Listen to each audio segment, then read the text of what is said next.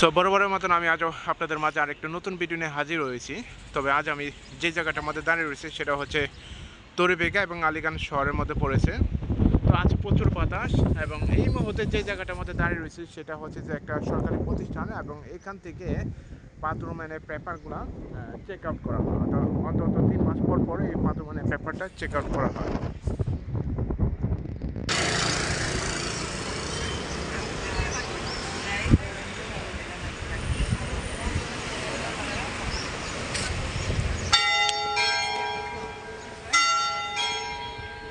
So এখানে অনেক লোক দেখেন আয়োজমেন্ট আমরাও এখান থেকে করেছিলাম এবং তরিবেগে ওখানে স্পষ্টভাবে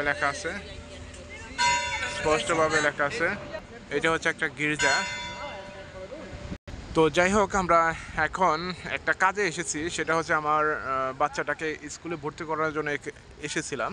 তো ওই পাশে হচ্ছে একটা প্রতিষ্ঠান, সরকারি একটা প্রতিষ্ঠানে আমরা গতকাল স্কুলে গিয়েছি এবং স্কুল থেকে আমাদেরকে এখানে পাঠিয়েছে এবং তারা বলেছে এখান থেকে রিকোয়ারমেন্টগুলো নিয়ে আসতে হবে। তো এখন পর্যন্ত 3 বছর হয় নাই, তাই এটা করতে পারতেছি না এবং সেপ্টেম্বরে খুব একটা লাকি এবং সেপ্টেম্বরের মধ্যেই 3 বছর হবে, যে কারণে খুব একটা স্কোপ রয়েছে। এবং আমরা যে জায়গাটা এখন দাঁড়িয়ে রয়েছি ওইটাও বললাম যে সরকার একটা প্রতিষ্ঠান, সেখানে হচ্ছে যে এমপাদ্রো যে চেক করা হয় একটা সিটি কাউন্সিল হলে। এখানে দেখেন, এখানে সাধারণ লোক বলতে কি বোঝায়, অনেক লোক দেখতেছেন অবশ্যই।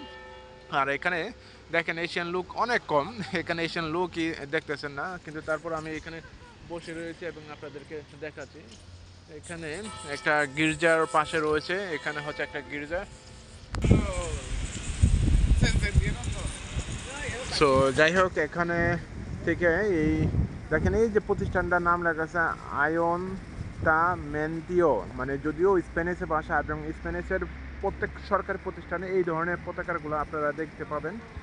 তো এখান থেকে আমরা করেছি এবং এগুলি করেছি দেখে আমরা আজকে এখানকার পরিবেশগুলো জানতেছি এবং এটা এই সিটি হল এবং এখান থেকে একমাত্র করাই আমরা এখন রয়েছি এবং এই তরিবেগে আর এই পাশে হচ্ছে একটা চার্চ। তবে এখানে অনেক লোক আপনারা দেখতে পাবেন এবং সাধারণ লোক যেটা বলে কি বলে, এটা হচ্ছে যে এশিয়ান লোক সবচেয়ে কম আমরা এই শহরে রয়েছি এবং পানামা, কলম্বিয়া, তারপর হচ্ছে ইকুয়েডরিয়ার এই সমস্ত লোকের সবচেয়ে বেশি, অর্থাৎ ল্যাটিন আমেরিকার লোক সবচেয়ে বেশি, মরক্কো লোক বেশি। এই যে দেখেন, এই যে সামনে দেখতেছেন, এখানে সবই মরক্কো লোক, ল্যাটিন আমেরিকার লোক সিরিয়ালভাবে রয়েছে, ভিতরেও অনেক লোক রয়েছে সিরিয়ালভাবে। তো ওই পাশেও রয়েছে অনেক। তো এখান থেকেই করে নিতে হয় আপনার এমপাদ্রো পেপারটা এবং এমপাদ্রো করতে যা খরচ হয় সেটা হচ্ছে যে আপনার মিনিমাম, এখানে যদিও সরকারি প্রতিষ্ঠান থেকে ফ্রি, কিন্তু সরকারি প্রতিষ্ঠান থেকে ফ্রি থাকলেও আপনাকে এটা পে করতে হয়, কারণ কোনো না কোনো মাধ্যমে আপনাকে এটা রেজিস্ট্রেশন করতে হয় এবং এই রেজিস্ট্রেশন করতে যার কাছে যেটা নিতে পারে সেটা হচ্ছে যে 800 নেয়, কেউ 500 নেয়, কেউ 600 নেয়, কেউ 400 নেয়, ডিপেন্ড করে।